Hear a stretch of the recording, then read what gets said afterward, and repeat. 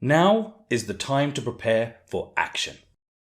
You can do two things when faced with a risk.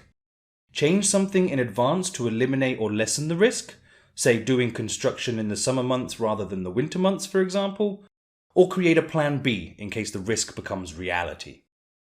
The former is called mitigation and the latter, contingency. The options you have when it comes to mitigation are, firstly, to eliminate the risk. For example, you have planned to have big modern letters which light up all spectacular to be put on the top of your showroom.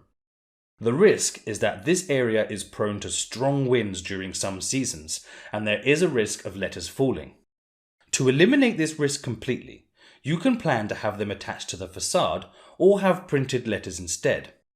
And of course, insurance will cover the financial risks of any damage if you choose to keep the original lettering. If eliminating the risk is not possible, or not worth the extra costs, then you can aim to reduce the severity.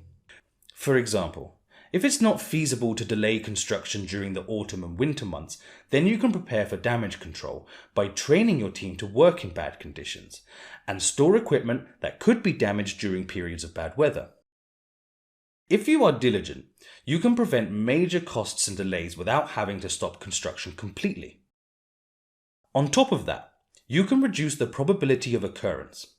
If you have noticed low motivation from a member of your team and their low productivity risks causing delays, then you can be proactive in motivating them by identifying any problems they may have or by incentivizing the work.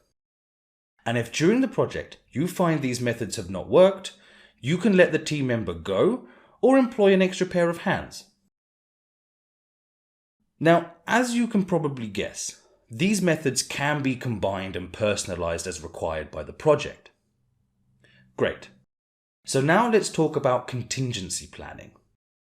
Unless you have eliminated a risk completely, then a plan B is always a good idea.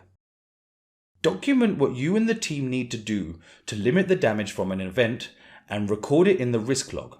For example, take the 3D visualization effects example from our log. The technology is designed to project what the cars will look like in different colors and variations. If it's not ready when the showroom opens, we can still show them the old-fashioned way with booklets and displays. It's not ideal, but it is a better outcome than having no backup plan whatsoever. So view your risk log as a living document that must be constantly updated. Risks can rear their head at any point, and previously identified risks can evolve. A good project manager will keep updating their risk log.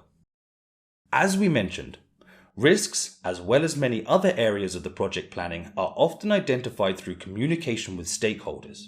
So how about we take some time to discuss how a project manager communicates with everyone involved in the project?